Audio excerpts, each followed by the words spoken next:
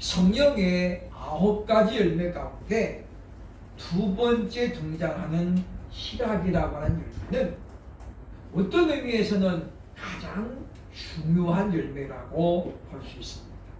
왜냐하면 우리가 구원받은 사람인 것을 나타낼 수 있는 가장 분명한 열매가 바로 희락의 열매이기 때문입니다. 즉 무슨 이야기냐면 구원받은 사람에게는 남들이 알지 못하는 대면적인 기쁨이 항상 있다는 것이죠. 그게 바로 희락이라고 하는 열매입니다. 사도 바울을 통해서 하나님은 데살로니가서 5장 16절로 18절에서 말씀합니다. 항상 기뻐하라. 쉬지 말고 기도하라. 범사에 감사하라. 이는 그리스도 예수 안에서 너희를 향하신 하나님의 뜻이니라 라고 말씀합니다.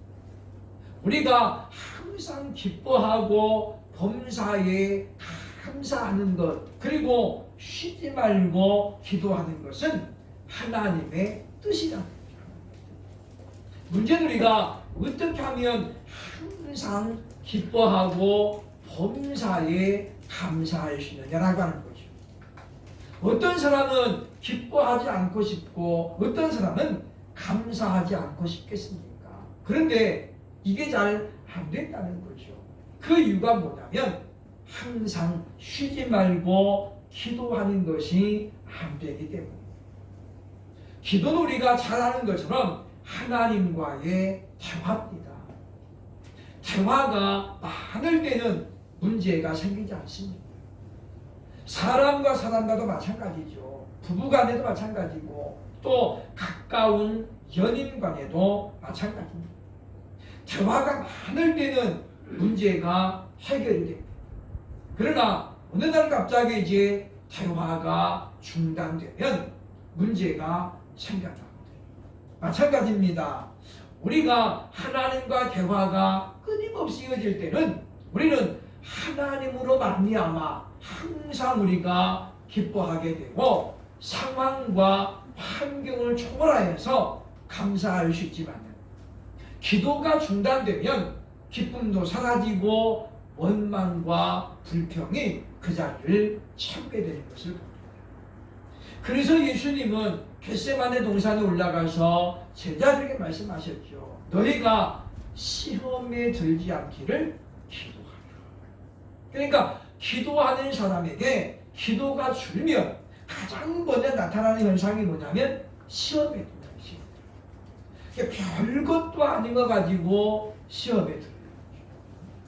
목사님이 자기 인사할 때 안 받아줬다고 삐져버리는 사람이 없지 않은가 하면 이 보면 별것 아닌데도 불구하고 시험 들어가지고 교회를 나가네 마네 그런 일들이 왜 발생하느냐. 결국은 원인이 뭐냐면 하나님과의 대화가 중단되기 때문이죠. 그래서 예수님은 항상 강조하셨습니다. 너희가 기도하라. 쉬지 말고 기도하면 항상 기쁨이 오고 범사에 감사가 넘친다라고 비결을 우리에게 말씀하고 있다고 하는 것입니다. 기쁨이라는 단어는 헬라어로 카라라고 합니다. 카라. 지금은 해제됐지만은 예전에 우리 젊은 아이돌 그룹 중에 카라라는 그룹이 있었잖아요. 그렇죠? 뜻이 뭐냐면 기쁨이라는 뜻이죠. 동사로 이제 카이로 그러면 나는 기뻐합니다 라는 뜻이죠. 이 카라라고 하는 기쁨이라는 단어는 은혜라고 하는 카리스라는 단어와 어원이 같습니다. 무슨 이야기냐면 기쁨이 없는 은혜는 은혜가 아니고 은혜가 없는 기쁨은 진정한 기쁨이 아니라는 것이죠. 그러니까 보면 은혜와 기쁨은 항상 같이 가는 것이 맞습니다.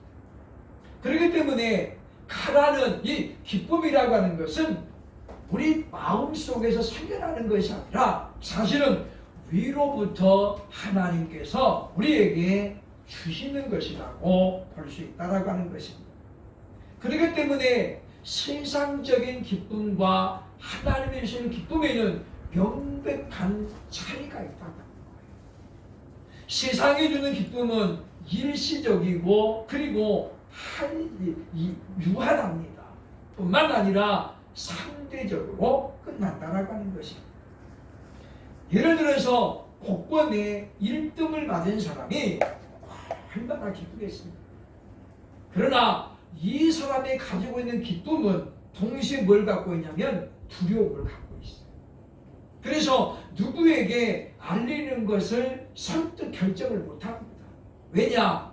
사돈의 팔촌까지 다 전화해가지고 도와달라고. 그럴 것이 자명하기 때문이죠. 그런데 이 사람이 일주일 지나가지고 신문 보니까 그 다음에 1등을 당첨자는 자기보다 금액이 훨씬 많은 거예요. 그럼 어떻습니까? 이 사람의 기쁨은 그날로 끝납니다. 야, 이거 뭐 같은 1등인데 나는 20억인데 이 사람은 30억이네. 그럼 어떻게 해요? 그때부터 기쁨은 싹 사라지고. 그리고 왜 나는 20억밖에 안 돼? 이래가지고 이제 뭐가 생기는 거예요? 왜 하필이면 사람들이 나 살 때 많이 1등 찍어가지고 된다. 1등을 받았을 때의 기쁨과 감격은 금방 사라집니다. 그렇기 때문에 세상에서 얻는 기쁨과 즐거움이라고 하는 것은 결코 오래갈 수 없다라고 하는 것이죠. 그리고 사고 싶었던 명품 자동차를 사더라도 그보다 더 좋은 자동차가 주차장에 들어오면 그 사람의 기쁨은 그날로 끝납니다. 그렇기 때문에 우리는 하나님께서 주시는 위로부터 주어지는 희락, 기쁨이 무엇인가를 분명히 알아야 되겠다라고 하는 것입니다. 그러므로 우리는 먼저 우리가 이와 같은 기쁨을 덜 누리기 위해서는 성경이 말하고 있는 것처럼 덜 기도하면서 쉼없이 하나님과 대화하면서 때로는 연인처럼 때로는 부모님처럼 때로는 친구처럼 그렇게 하나님과 내 가진 고민들, 문제들, 상황들을 덜 얘기하면서 하나님 어찌 하면 좋을까요? 그렇게 우리가 늘 기도하는 가운데 우리는 참으로 기쁨을 누리는 삶이 되어야 할 것입니다. 그렇다면 성경이 말하는 희락이란 열매는 과연 어떤 것일까요? 첫째로 오늘 본문 1절로 3절을 보면 믿음에 대한 결과로 나타난다라고 말씀합니다. 오늘 본문의 내용은 우리가 너무나도 잘 아는 내용이죠. 아브라함이 100세 때에 아들을 낳습니다. 그가 아내 사라를 아내로 맞이한 지 25년이 지났을 때입니다. 생각해보면 20년이 넘도록 아이를 못 낳았다. 그러면 이것은 이미 불임으로 판정이 된 거나 다름이 없습니다. 남자에게는 아무런 문제가 없습니다. 문제는 사라에게 있었다는 거죠. 그러나 하나님의 초자연적인 능력으로 사라가 아들을 낳습니다. 그리고 오늘 본문에 하나님이 그를 웃게 하셨다라고 말씀하죠. 하나님께서 아브라함과 사라에게 참된 희락을 맛보게 하셨다라고 하는 내용입니다. 오늘 본문의 1절을 보면 이렇게 말씀합니다. 여호와께서 말씀하신 대로 사라를 돌보셨고 여호와께서 말씀하신 대로 사라에게 행하셨으므로. 반복되는 단어가 뭡니까? 여호와께서 말씀하신 대로라는 겁니다. 하나님께서는 어느 날 느닷없이 아브라함에게 야 내가 너 아들 줄게 그렇게 말씀하신 것이 결코 아닙니다. 일찍이 그는 하란을 떠나기 전에 25년 전 하나님께서 아브라함에게 말씀하셨죠. 내가 네게 지시할 땅으로 가라. 내가 너로 하여금 많은 민족의 조상이 되게 할 것이다. 내가 너의 자손을 하늘의 별같이 바닷가의 모래같이 많게 하겠다라고 그렇게 하나님이 아브라함에게 약속을 하셨거든요. 그래서 아브라함은 그 약속의 말씀을 믿고 길을 떠났습니다. 어디로 갈지 알지 못하지만 성경에 보니까 그가 갈 바를 알지 못했으나 하나님의 명령에 의해서 길을 떠났다라고 성경은 우리에게 말씀하고 있습니다. 그러므로 오늘 본문에 아브라함이 이삭을 낳는 이 놀라운 역사는 바로 하나님께서 일찍이 말씀하신 대로, 다시 말하면 약속하신 대로의 결과를 우리에게 나타내주고 있다고 하는 것입니다. 아브라함과 사라는 이 약속의 말씀을 믿었다고 하는 것입니다. 믿었기 때문에 그는 하란이라고 하는 그 좋은 지방을 놔두고 하나님께서 인도하시는 대로 길을 떠나게 됩니다. 그러므로 그는 이제 20년이라는 오랜 세월을 지나고 그리고 25년이라는 세월을 참아서 마침내 하나님께서 약속하신 그 기쁨을 누리게 되었다라고 하는 것입니다. 그러므로 사랑하는 여러분이요, 우리가 보면 이 믿음의 결과가 뭐냐? 아브라함과 사라에게는 희락이었다라고 하는 성경이 말씀해주고 있다는 것입니다. 그런데 이와 같은 믿음에는 반드시 인내를 요구하고 있다는 거죠. 즉 인내가 없는 믿음은 없습니다. 왜냐? 성경에 보면 모든 믿음의 사람들은 상황을 뛰어넘고 환경을 뛰어넘어서 하나님 앞에 인내했습니다. 때로는 인고의 세월을 보내면서 기다렸다는 것이지요. 왜냐하면 하나님은 때때로 우리를 바라보실 때가 있습니다. 하나님은 내 믿음이 과연 어느 정도인가를 점검할 때가 있다는 것이죠. 우리가 욥이라는 사람을 보면서 그렇잖아요.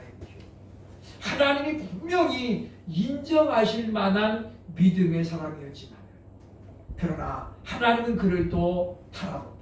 아주 냉정하게 달아보시죠. 그러므로 우리는 하나님이 내게 선물로 주신 믿음이 있는데 과연 내가 지금 이 믿음이 얼마나 견고한가를 점검해 볼 필요가 있고, 또 하나님께서 분명히 내게 말씀하셨는데 왜 이렇게 응답이 없을까? 그런 생각이 저를 지나고 우리는 본질적인 흔들림은 없애야 되겠다고 하는 것입니다. 믿음의 사람 아브라함도 우리가 하는 것처럼 기다림에 지쳐가지고 이제는 내가 이 아내를 통해서 자식을 낳는 것이 아니라 다른 방법을 통해서도 낳을 수 있겠다라는 사라의 권고를 듣고 하갈을 통해서 아들을 낳잖아요. 그런데 하나님 말씀합니다. 이 아들은 네 아들이 아니다. 무슨 이야기냐면 약속의 아들이 아니라는 거예요. 어떤 분은 말합니다. 이스마엘과 이삭이 있는데 아브라함에게는 이삭만이 아들이었다. 그렇게 보는 분들이 있습니다만은 사실은 그렇지 않죠. 그것은 아브라함의 시각이 아니라 하나님의 시선이 하나님의 시선. 사실 아브라함은 이스마엘을 대단히 귀하게 여겼습니다. 아브라함이 이삭이 8살 때 되니까 그 무렵에 이제 이 보면 이스마엘이 이삭을 놀리잖아요. 그때 사라가 이야기합니다. 이 아들을 내쫓으라. 그때 아브라함이 굉장히 근심해요.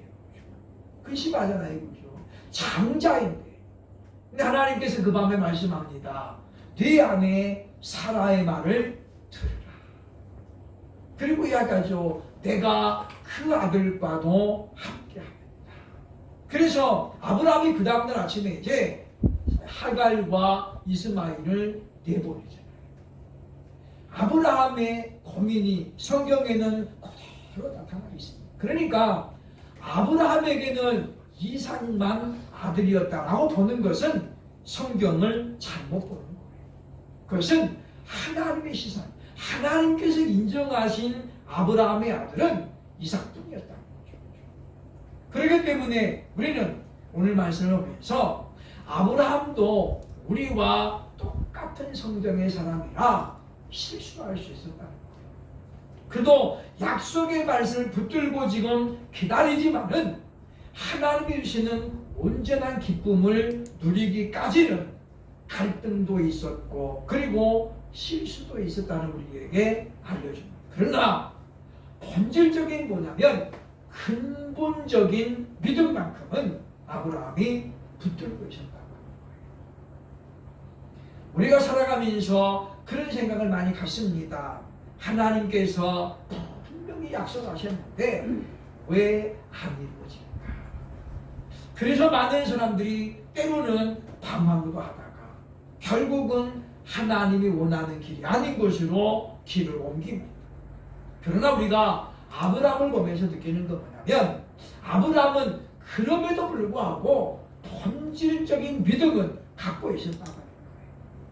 그렇기 때문에 사랑 여러분이요, 시간이 비록 오래 걸릴지라도 아브라함처럼 끝까지 믿음을 가지고 우리가 기다린다면 하나님께서는 아브라함과 사라를 크게 웃게 하셨던 것처럼 저와 여러분에게도 이와 같은 희락의 열매를 맺게 하실 줄을 믿습니다. 그러므로 우리들도 이와 같이 희락의 열매를 원한다면 끝까지 믿음을 가지고 인내하면서 믿음으로 충만하시기를 주의 이름으로 축원합니다. 둘째로 성경이 말하는 희락이라는 열매는 과연 무엇입니까? 4절로 6절 보면 그것은 순종에 대한 결과로 나타난다라고 볼 수 있습니다. 하나님께서는 아브라함에게 명령하시죠. 너는 네 본토 친척 아비 집을 떠나 내가 네게 지시할 땅으로 가라. 아브라함 때만 하더라도 이 인종 간의 대립 이런 것들은 굉장히 컸었음을 우리에게 알려줍니다. 예를 들면 이삭이 나중에 보면 우물을 파잖아요. 근데 사람들이 와가지고 여기 우리 땅이야 내놔. 그래가지고 어떻게 해요? 이삭이 힘들게 판 우물을 그냥 쉽게 뺏어가잖아요.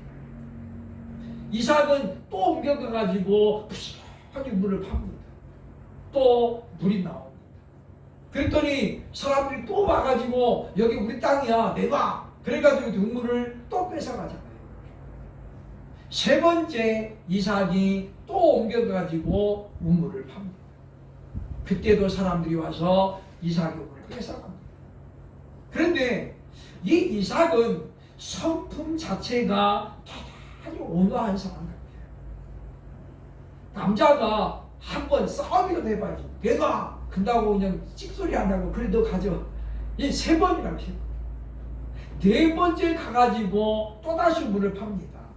그랬더니 하나님께서 그때는 어떻게 해요? 아무도 이삭을 건드리지 않게. 우리는 그런 걸 보면서 아브라함 시대는 이와 같이 외지인들이 와가지고 정착한다는 것은 굉장히 어려웠다는 우리가 생각을 해야 됩니다. 그러니 원래는 갈대아 우르가 고향이었던 아브라함이 아버지를 따라서 지금 하란으로 옮겨왔잖아요. 하란은 대도시입니다. 그리고 하란은 당시에 가장 번화했던 그런 도시거든요. 이제 정착해가지고 살만한데 하나님께서 아브라함에게 말씀하는 거예요. 이제는 너와 네 본토 아비 집을 떠나 내가 네게 지시할 땅으로 가라. 이 명령을 받을 때에 과연 얼마나 많은 사람들이 흔쾌히 순종할 수 있겠습니까? 그런데 아브라함은 이때 어떻습니까? 갈 바를 알지 못하지만 하나님 어디로 가야 됩니까? 묻지 않고 길을 떠나게 되는 것을 보게 되어집니다. 우리가 잘 나갈 때 순종하기는 굉장히 어렵습니다. 내가 힘들고 어려울 때 순종하는 것은 할 수 있습니다. 저 아는 분이 전에도 이야기했습니다마는 중견 건설 회사를 운영했습니다. 전공은 이분이 역사학을 전공했는데 사업은 건설업을 했어요. 사업이 잘 나가는 거예요. 한 번 위기를 넘고 나니까 탄탄 내려가게 됩니다. 근데 어느 날 하나님께서 지금 얘기하는, 야, 너 신학교 가라. 아니 지금 바쁜데, 지금 건설에게 막 오다가 밀려가지고 바쁜데 하나님께서 느닷없이 신학을 가라. 이번에 하나님 앞에 협상을 했습니다. 하나님, 제가 지금 잘 나가고 있는데 이거 좀 마무리하고 가면 안 될까요? 하나님 앞에 협상을 벌이는 거예요. 그리고 이번에 이제 하나님 말씀을 순종해서 사업도 하고 공부도 병행을 했습니다. 그런데 하나님께서 뭐요? 이 온전한 순종을 요구하시는 거예요. 아무리 머리가 뛰어나도 공부도 하고 사업도 하는 거, 양분되는 거, 나눠지는 거예요. 하나님께서 막으시는 거죠. 그러니까 우리 보면 내가 지금 잘 나가고 있어도 순종하는 거 할 수 있을 것 같지만은 어렵다는 거예요. 그러나 아브라함은 이와 같이 자신의 모든 생각을 내려놓고 하나님 앞에 순종합니다. 그러므로 오늘 본문에 보면 이 아브라함과 사라가 이와 같이 크게 웃을 수 있는, 그리고 사람들에게 내가 이 나이에 젖 먹이겠다고 누가 생각이 나겠느냐. 이 무슨 이야기입니까? 얼마나 당당하지 몰라요. 카라라고 하는, 기쁨이라고 하는 단어 속에는 또 다른 뜻이 담겨져 있습니다. 그게 뭐냐면 당당함이라는 뜻이에요. 당당함. 우리가 이 카라라는 기쁨은 왜 당당하냐면 이것이 내 안에 나오는 것이 아니라 하나님이 주신 기쁨이기 때문에 어떻게 해요? 당당하다.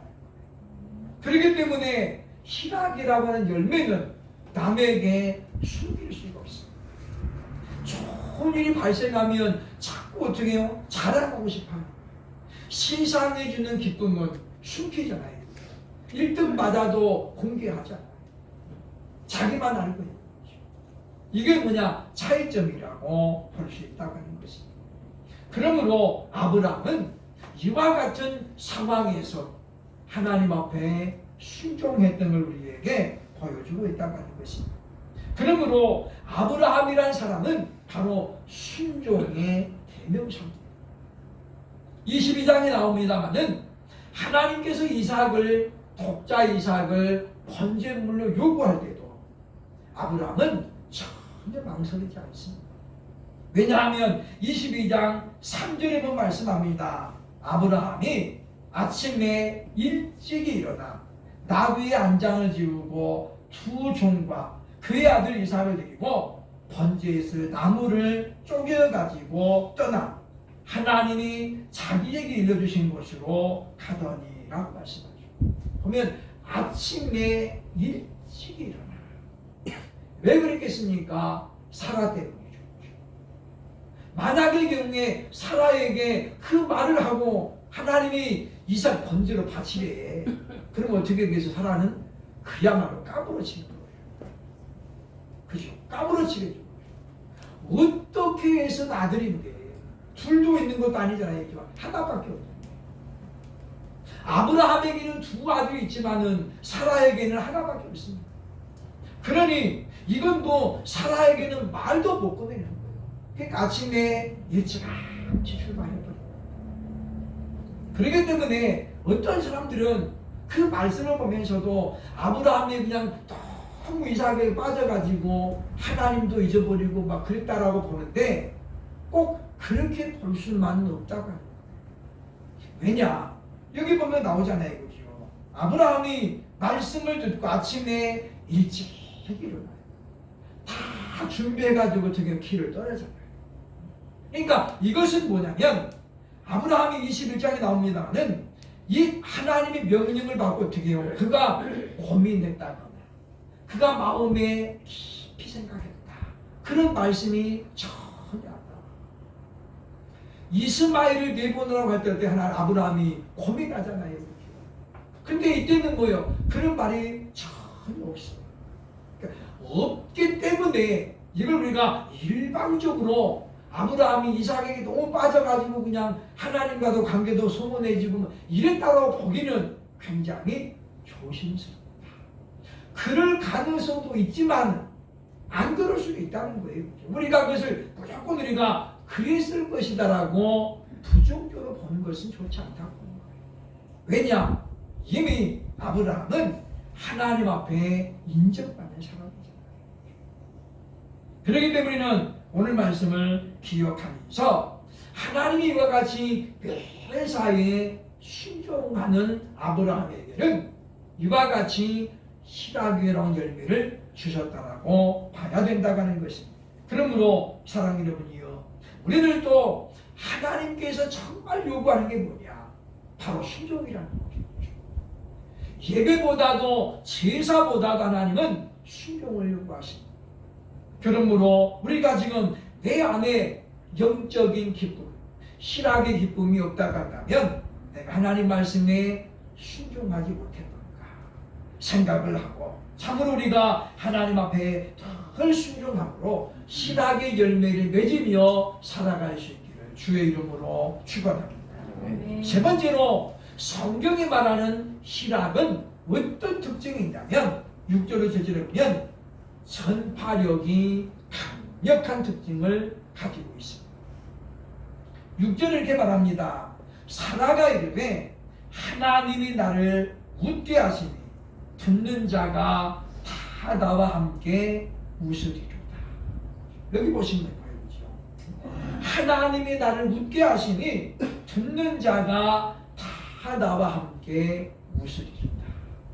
이게 세상적인 기쁨과 성경이 주는 기쁨과의 가장 큰 차이죠.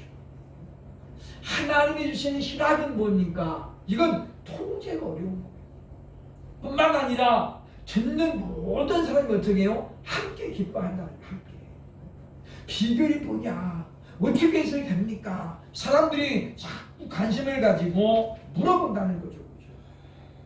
그렇기 때문에 우리는 이것을 가지고 뭡니까? 복음을 전할 기회를 삼을 수 있다는 거예요. 이것은 내가 얻은 게 아니라 하나님이 주셨습니다.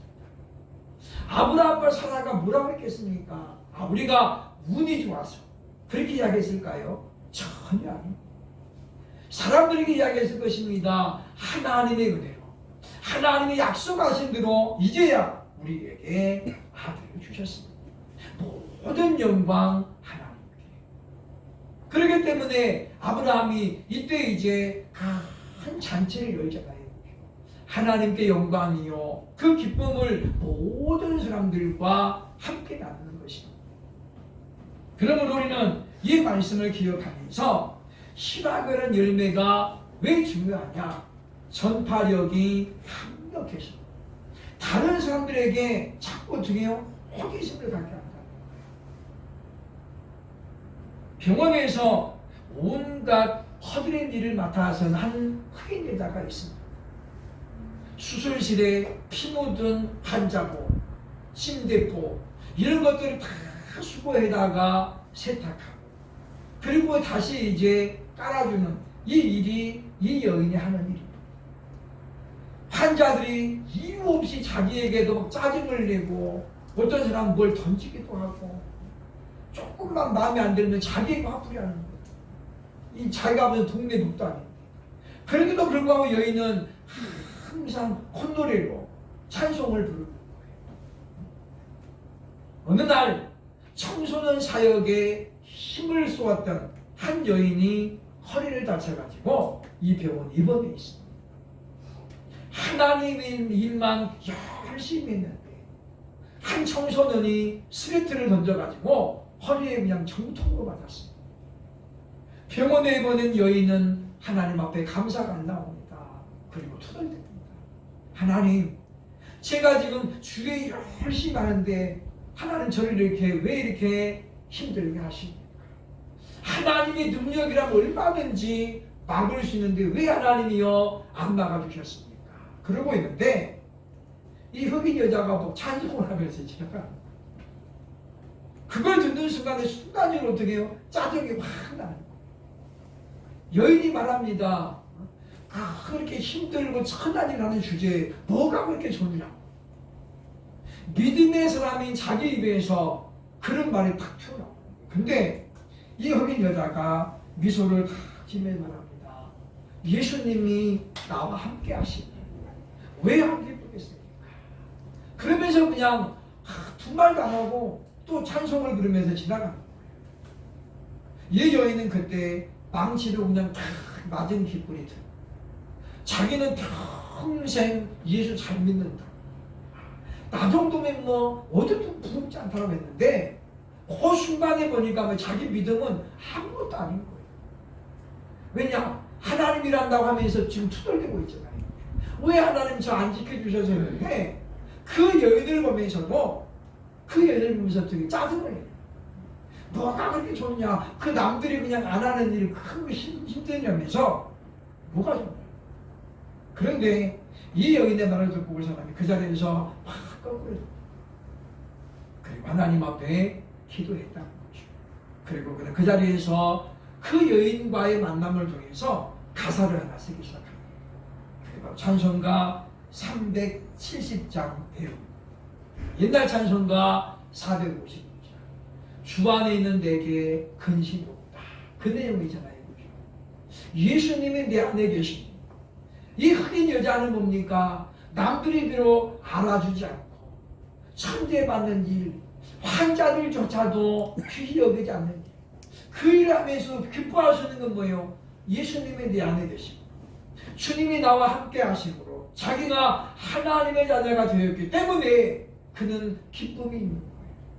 힘든 일을 하면서도 환자들에게 좋지 않은 시선을 받으면서 그는 기쁨이 있습니다. 사랑하는 여러분이요, 우리가 이와 같은 기쁨, 실학의 열매를 가져야만이 사람들은 우리에게 시선을 줍니다. 비결이 뭐요? 내가 보니까 당신은 참 어렵게 사는데 뭐가 그렇게 좋습니까? 우리에게 물어본다는 거죠. 그때 우리는 이제 그와 같은 비결을 설명해야 됩니다. 예수님이 내 안에 계십니다. 어느 날 이야기했잖아요. 제가 우리 식당에 갔는데 주문 부는 아주머니가 막 싱글벙글 해가지고 주문을 받는 거예요. 처음 보는 사람인데. 그래서 전도하려고 그죠.